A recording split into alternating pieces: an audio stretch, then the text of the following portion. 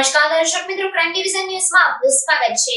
આણંદ જિલ્લાના હાડગોળ તાલુકાના ગુજરાતી શાળા ખાતે 10 વર્ગખંડોની લોકાર્પણ વિધિ યોજાઈ।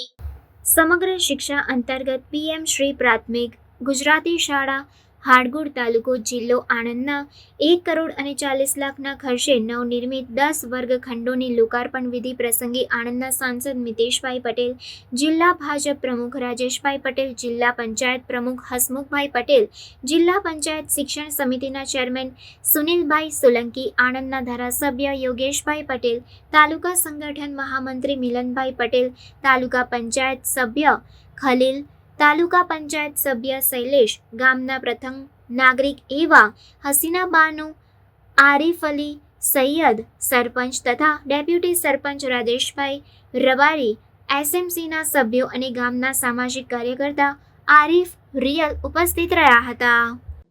આજ રોજ હાડગોળ મુકામે પીએમસી નવી શાળાના લોકાર્પણ પ્રસંગે જિલ્લાના અધ્યક્ષ આદરણીય રાજેશભાઈ, ધારાસભ્ય આદરણીય યોગેશભાઈ, જિલ્લા પંચાયતના પ્રમુખ આદરણીય હસમુખભાઈ ટીનાભાઈ, શિક્ષણ સમિતિના ચેરમેન સુનિલભાઈ, ગામના સરપંચશ્રી, એસએમસીના ચેરમેનશ્રી અને સૌ આચાર્યથી શિક્ષકગણ ખૂબ મોટી સંખ્યામાં આજે આ લોકાર્પણ કર્યું છે।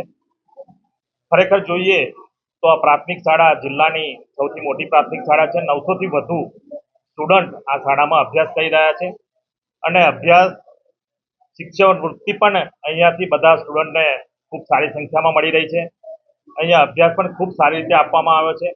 10 ઓરડાનું આ નવું મકાન આજે આ જિલ્લામાં પ્રથમ એવું બની રહ્યું છે અને ખૂબ સારી સંખ્યા આ જ હાડગોળ ગામમાંથી ભણીને સ્ટુડન્ટ પણ ખૂબ આગળ વધી રહ્યા છે। જ્યારે આદરણીય નરેન્દ્રભાઈ મોદી સાહેબ 2047માં વિકસિત ભારત બનાવવા જઈ રહ્યા છે, ત્યારે પાયાનું શિક્ષણ જે મળવું જોઈએ એ પાયાનું શિક્ષણ હાડગોળ ગામમાંથી દરેક વિદ્યાર્થીઓને મળી રહ્યું છે। આચાર્ય અને શિક્ષણગણનો પણ આ તબક્કે આભાર માની જિલ્લા પંચાયતના પ્રમુખ અને શિક્ષણ સમિતિના ચેરમેન સુનિલભાઈ 300થી વધુ સ્કૂલોમાં 1100થી વધુ ઓરડાઓનું બાંધકામ આવતા 1 વર્ષમાં પૂર્ણ કરશે એવી જે અમને ખાતરી આપી છે। બંને મહાનુભાવોનો દિલથી આભાર માનું છું અને શિક્ષણને લગતી જે જરૂરિયાત છે આણંદ જિલ્લામાં એ 1100થી વધુ ઓરડાઓ બનશે તો ખૂબ મોટી સંખ્યામાં પાયાનું શિક્ષણ છે, પાયાનું શિક્ષણ આ જિલ્લામાંથી સૌ બાળકોને મળશે।